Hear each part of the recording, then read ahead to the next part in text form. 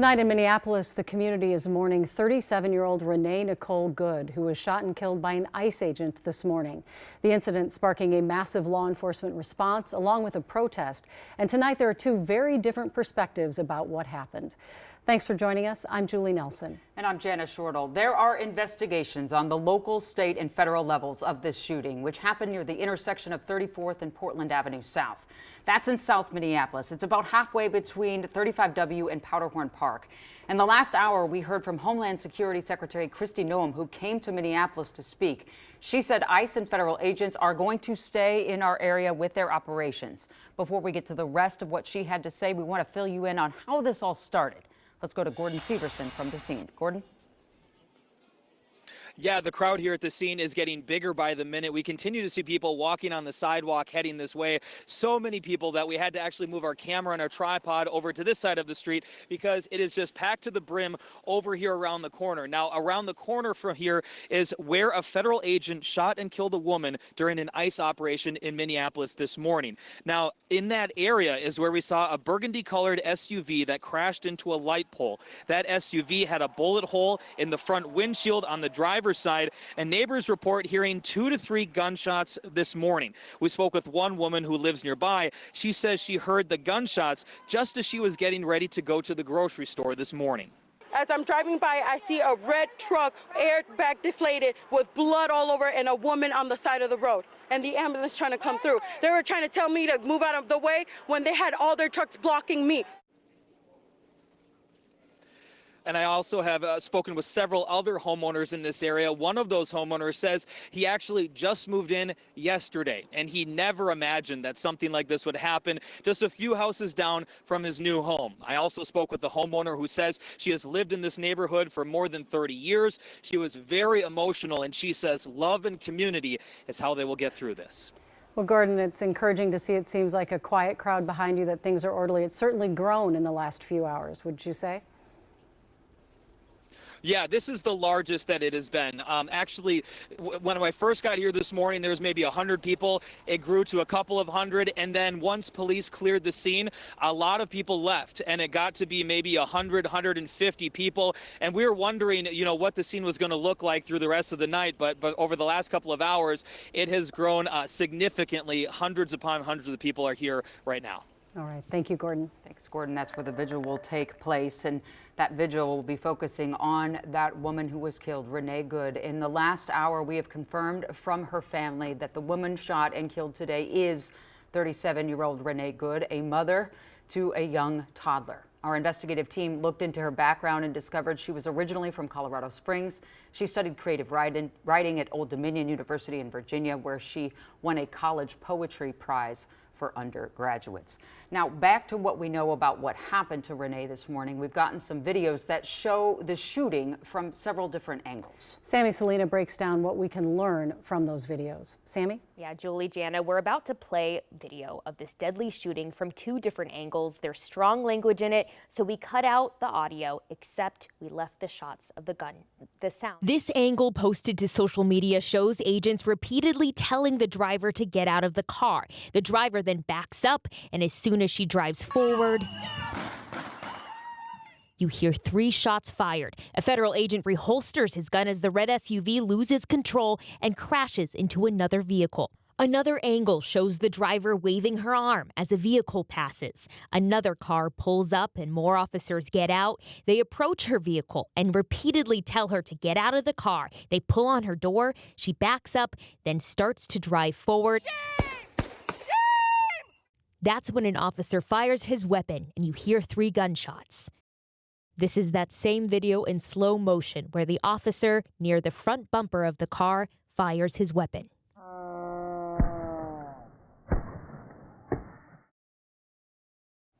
Now, we've also been reviewing video of the aftermath. What we haven't seen a lot of is the moments before the shooting and what led up to it. Back to you. All right. Still early days. Thank you, Sammy. Well, as we mentioned, as a crowd grew at the scene, so did the tension. At one point, we watched as protesters threw ice and snowballs at Minneapolis police officers, kicking their vehicles as they tried to leave that scene. Homeland Security Secretary Kristi Noem came back to Minneapolis tonight to talk about the shooting this morning.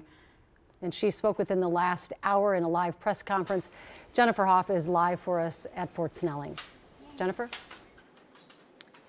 Julie and Jana, as you said, this was a bit of an unexpected trip back after just being here yesterday from Texas.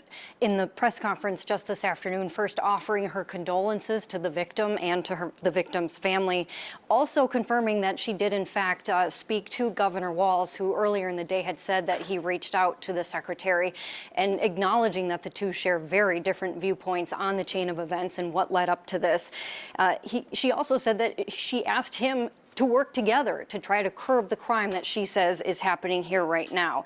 As for exactly what happened here, the secretary says that those agents were finished at an operation in that area of Portland and 34th when they were heading back to headquarters, and one of the agents' vehicles got stuck in the snow, and said that the victim in this was stalking and harassing those agents.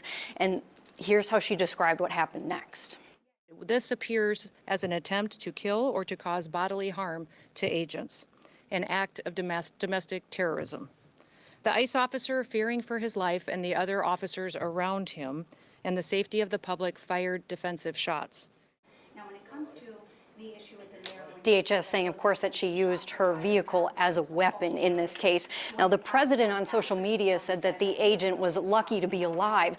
The secretary said that he was injured, but wouldn't elaborate on his injuries when I asked about that, only to say that he has since been released from the hospital, but also said that this is the second time that he has been hit by a vehicle in an incident similar to this that happened back in June, and that this is the fourth incident today across the country where ICE agents have been rammed by vehicles.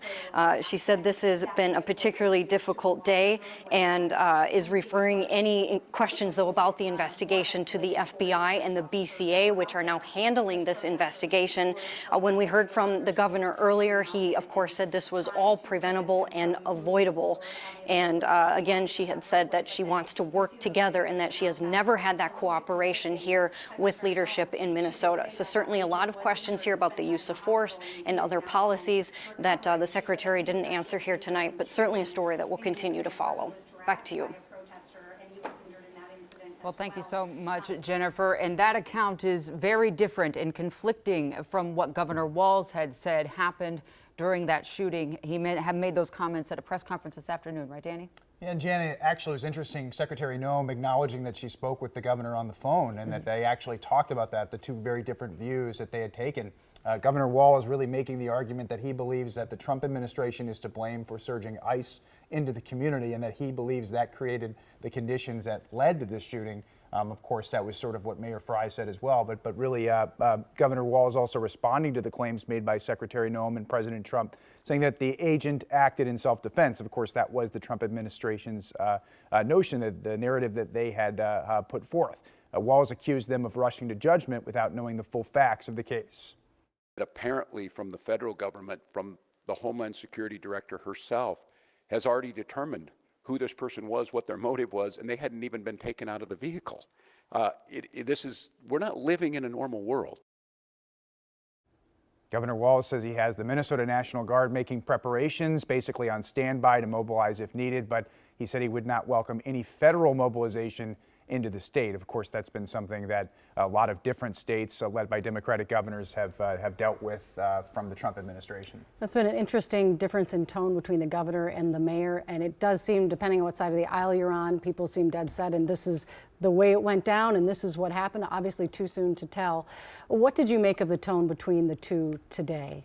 Well, certainly they delivered very similar messages, but Mayor Frey had a much harsher tone toward the Trump administration, just in the words he was using, the colorful language. But really the message from the mayor and Governor Walz was very similar. Governor Walz did take a little more of a different tact in terms of saying that more facts needed to come out. He didn't go as strong of Mayor Frey of talking about the justification or not of the shooting. There was a difference there a little bit. And notable, I'm sorry, Jana, just one quick, Mayor Frey then also saying that ICE needed to get the F, using an expletive, out of Minneapolis, and the secretary saying today that's not happening. Yeah, very clear from Secretary Noem. They are not going to be leaving the Twin Cities. They're going to continue with this operation that they've surged agents here in recent weeks.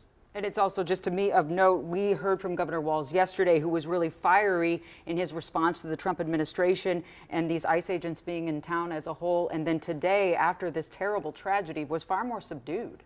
Yes, I think so. I think yes, in the way he was speaking, you Right. know, but the messaging very, very similar, I think, in terms of his message toward President Trump and the administration, that he believes ICE shouldn't be here. All right. Thanks so much, Danny. Thanks so much, Danny. We're going to go live now to Joe McCoy, who is near the scene with what he's seeing right now. Hi, Joe.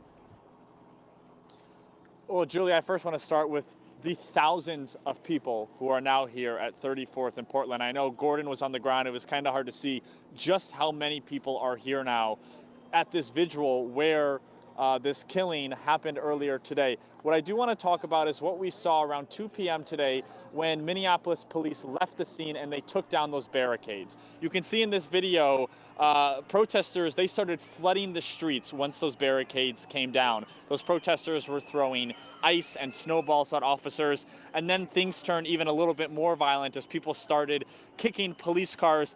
And eventually, our cameras caught someone throwing an object that smashed a side window of one of the police vehicles. From there, protesters marched for blocks throughout the streets of Minneapolis. We did talk to Councilmember Jason Chavez at the scene. I want you all to take a listen to what he had to say today.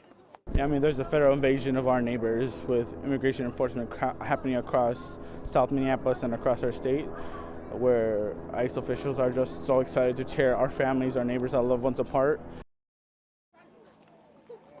And I want to be clear that things are incredibly peaceful here right now. There's just people talking, there's people banging on drums, no sign of violence whatsoever. But just in case things were to turn violent, Governor Walz has called up mobile units of the State Patrol to make sure things remain peaceful. He also said that tonight the Minnesota National Guard is on standby in case things were to escalate here. Julie. All right. Thanks so much, Joe. More of a somber tone tonight. And speaking of that, there are hundreds gathered to honor the victim, Renee Good. There'll be a vigil for her this evening. Raya Katene joins us now with more on that. Raya? Yeah, that vigil actually kicked off at around 5 o'clock, so a little over an hour ago now, and we're more so on the outskirts of that vigil here. The crowd towards the very center, there were speakers and there was some chanting, so it was a little bit loud. So we just stepped away momentarily to talk to you, but the memorial for 37-year-old Renee Good is growing. I'm seeing people who are showing up with flowers and candles. There are signs that say remember, as well as today's date, which is, of course, the day that she lost her life, unfortunately. This vigil is hosted by MIRAC, which is the Minnesota Immigration Rights Action Committee. It's a local nonprofit based here in the Twin Cities, and we heard from speakers with other community groups as well, and their demands seem to be pretty consistent. They want to see ICE leave Minnesota. They say that they want to see an end to the mass deportations, and they're also calling on the federal agent who's responsible for this death to be All right, unfortunately, it looks like we're having audio problems with Raya, but we'll be checking back with her later tonight. She'll have more from the vigil at 10. All right, I'm Morgan Wolf here at the live desk with more responses from our local leaders. Minneapolis Mayor Jacob Frey didn't hold back at his press conference this afternoon. Take a listen. And I have a message for ICE. To ICE, get the out of Minneapolis. We do not want you here. Your stated reason for being in this city is to create some kind of safety, and you are doing exactly the opposite. People are being hurt. Families are being ripped apart. Long-term Minneapolis residents that have contributed so greatly to our city, to our culture, to our economy are being terrorized, and now somebody is dead. Frey ending his press conference, encouraging people to remain calm tonight and to not respond in a way that could result in any military occupation in the city. Here's what Chief Brian O'Hara had to say. It has been a very difficult time for everyone in the city. And this is obviously a very, very tragic situation where a woman has lost her life. That being said, in addition to this tragedy, which unfortunately we did predict, we were seriously concerned about further escalation from the scene. And I want to thank the elected officials that came themselves to help us prevent that from happening, as well as the individuals on that scene that remained peaceful. O'Hara reiterating the mayor's message, asking the community to call for peace. They're encouraging anyone who is exercising their First Amendment rights to do it safely and lawfully. Yeah, happy to see that so far that is the case tonight. Thank you, Morgan. Today's shooting comes just one day after the Department of Homeland Security dramatically increased its presence and enforcement in our Twin Cities. Kent Erdahl has the details of how we got here. Well, you know, ICE agents have been making arrests and clashing with protesters for weeks now, but yesterday ICE announced a big escalation. Roughly 2,100 federal agents deployed to the Twin Cities now, calling it the largest immigration enforcement effort ever carried out. That increased presence was immediately noticeable yesterday morning. There were a flurry of arrests, first concentrated in the St. Paul area. DHS released video of Secretary Kristi Noem taking part in at least one of those operations. She was joined by some 600 DHS investigators who we're told are investigating allegations of fraud at daycares as well. We've also seen an influx of hundreds of Border Patrol agents, and Border Patrol Commander Greg Bavino was among the first on the scene after today's shooting. Local law enforcement have been concerned about that level of activity from several agencies even before the shooting, due to the confusion and reaction it might lead to. Take a listen to what Minneapolis Police Chief O'Hara said about that issue yesterday. The greatest risk to me is that there would be unrest or that there would be a tragedy, that somebody could get seriously hurt or killed because of what's happening. Again, that was from the chief's comments yesterday. He acknowledged those comments in those that you just heard from Morgan today, words that certainly hit even harder after what unfolded just hours later. Yeah, certainly seen a lot of heated interactions between protesters and ICE leading up to this. Thank you, Kent. Many community members have spoken out about the shooting. Later in the newscast, Ian Russell will share more from those who were gathered near the scene. Here's a short portion of one of those interviews. I have actually observed the car that the victim was in. I have seen the headrest had blood stains, and then the bullet hole through the window. So it's disturbing to actually see that, how someone actually's life was taken. The very moment it was taken, it's literally displayed on, on the public road. So.